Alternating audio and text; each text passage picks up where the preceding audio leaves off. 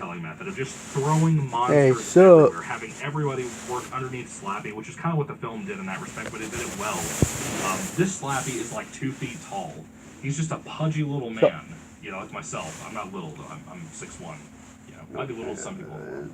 Regardless, I'm a pudgy man, but he's a pudgy little man, and of course he's a ventriloquist dummy. But like the shape of him, like it's just like they took a bunch of circles and tied them together. You know, it's ugly. The artwork is already horrible, but the design for Slappy specifically is insulting to people like myself who don't care if he's kind of become the mascot of Goosebumps and is kind of overused like how Joker and the Batman are. The Walk of the Dead House and Mando Josh. Slappy, when well executed, can be fantastic, and everybody looks forward to it in the Goosebumps community, I would say, even if they get a little tired of seeing him all over the place. Myself, being a huge fan of Slappy, Slappy is my favorite of the monsters. There's a terrifying real haunted in my house of Slappy the dummy. I made one out of index cards when I was a kid, you know, for a school project back in elementary school. Face to face I'm obsessed with Slappy the nightmares. Okay? Don't try to tell me otherwise. But my point is, I don't care how overexposed he is. When you use him well, the haunted really max too. Stuff and really some fun the stuff, first one. And this book doesn't know how to do that. I'm telling you, the only person who knows how to write Slappy well is R.L. Stein. He's not that hard of a character to write. It's just the point that everybody who actually gets a chance to do a side project involving Slappy cannot write him. Maybe the Goosebumps films How could did a the monster of showing how somebody could write Slappy well that's not R.L. Stein. If he didn't do Attacking the dialogue, American, I don't know. But this is the insulting. Weavings, Don't the pick up this Lone piece of garbage Monsters at Midnight book. This is not worth your time, your money, your hard work that you put in your life, or your hard work just to save up some money from allowances or anything like that. Even if you're a Goosebumps obsessed person and you want this for collecting reasons, I guess get it for that, but don't read it. Don't do that to yourself. It is not going to even resemble what Goosebumps comes across as. It doesn't feel like Goosebumps. It's kind of the problem I felt in general. You can't take something like Goosebumps horrorland and still make it for kids. Great book. You just can't. You're making a movie for it. Even if you did it, it's a great even movie. if you tried to make it more for like teens and adults, you're making a remake. Adapt it well. It's just they're making a new sequel to the Goosebumps. The movie. Style artwork. I don't think it can work. Coming out yet, not yet. This 2019 mentality, which is what IDW I think is going for here, while also throwing in their politics and everything else. It sucks. It's horrible. It's not taking a Goosebumps story and adapting it, which is fine. I have no problem. Here Day, the Evil Bunny, the Goosebumps. That, but fan fiction can be better than this. Website. Fan art can be better than this. This is insulting to Goosebumps fans, to myself as Michael, the Goosebumps fan. There's a Walker of the Nightmare. It's a great book. It's a truly evil twist. IMDb, excuse me. IDW.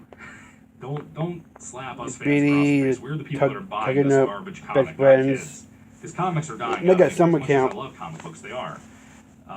If we're being realistic, we'll say that.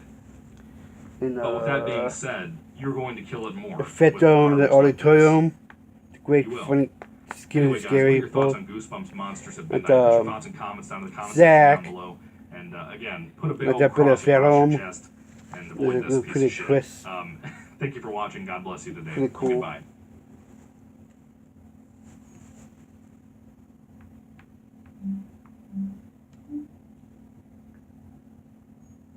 Hey everyone, it's Michael. Today we're going to be talking about another R.L. Stein Goosebumps book. This one is called Goosebumps Most Wanted, A Nightmare on Elm Street. Kind of murdered. Play on the title, A Nightmare on Elm Street. Funny. Freddy Krueger films. The kid is scary. They're like from the. This book has a really cool setting. A really cool location. I really got into it because of that. It's Jack Black House. I don't know if I mentioned this in the Prino. Night of the Puppet People. The kid is spooky. Whatever it was. I think it's called Night of the Puppet People. But the Prino in the goal is like a ghost story. That one, like I bought that one. Like a hands, like really good hands. Playing the Prino. Kid is scary and. I was really excited for both. Like a horror movie. And both had something very in common that kind of shocked me a little bit. But this one has some other things. I want to see any hands. Attitudes towards some things that really kind of surprised me, not only for a Goosebumps book, but that's a great specifically for evil twist. R.L. Stein. Look at Ghost. You know, it was different. Like a ghost too. So essentially, there's a young man who his uncle is a carnival, or a carnival, With the incredible snowman paying dinner. That's a really great book. And In the movies, go spend some time there. Goosebumps in the movies, the Jack Black movies. Hangs out with his uncle. That's a great With his uncle that he always awesome liked. book. Gets used to being a part of the carny lifestyle, living in That's really small cool. trailers and stuff, meeting odd people that could potentially molest him. All kinds of, really And that Harris goes. Weird situations. That's a great ghost story. The like a haunted lighthouse. Thrown at him out of nowhere.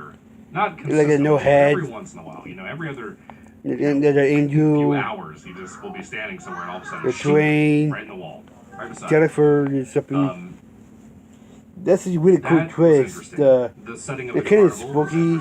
all the smells. There's a haunted lighthouse. I was describing of the carnival itself, like popcorn and cotton candy and all Totally that stuff. scary. Cool. You have this ringleader Series. guy that's like the leader of the carnival itself. Like the cutting The thing is, that guy that played that guy could have been a really cool villain. There's a good ghost. You're funny that ghost on store. Not by, not in a way that actually ends up mattering, but sort of, kind of.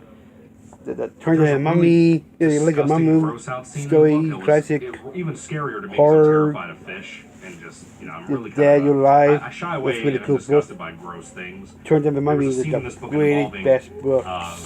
Our main character hearing noises outside of his trailer, and he walked outside on the steps and he stepped in something. I'm not going to tell you what it was, but it was disgusting. And fucking ghost, like a Stephen King, it was like a Kojo. That's a Goosebumps. Sometimes. But there's a really evil dog about. I'm just assuming it's a young adult series from what I've heard.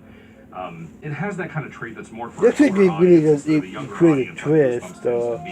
Goosebumps is designed mostly for the Cooper, grade audience, which is probably Cooper. years old. Maybe his parents are growing I think him. an adult can enjoy these books too. Cooper. The problem with the Nightmare on Cloud. That's really bad book, and not really that bad book. Pacing is so it's fucking Stephen King, like Kojo. These books are usually like 120 or 130 the evil dog. They're jumping, the ghost dog, they're jumping in walls. Very, very good.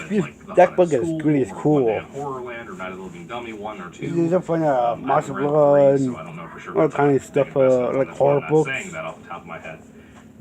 But also, this is really terrifying. This one, getting back into Goosebumps have been that's the really most creepy. Series. I've really liked a lot of these books. But again, like Night of the Puppet People. Look at this. This book is a fun, like an old Steinhouse. It's the same problem with like in the Goosebumps Haunted Halloween. And just the finale here is this is really haunted house book. Typically like 3 to 5 pages long, sometimes shorter, sometimes just barely long, maybe like 6 pages. So I mean Halloween, the this thing is with that like is that you have a finale that's wrapped up in probably 4 chapters altogether when you find out what this Clown Street thing is. It's not like the name of the carnival, it's this thing that all these other carnies keep warning our main character about. Like horrorland, they'll send you down to horrorland books, collection books. That's just really terrifying. Terrifying. I heard a terrifying ride. Just imagine potheads all over the place in this carnage. Really cool, scary, bad part and stuff. That our main character doesn't know about. You're done. Sorry.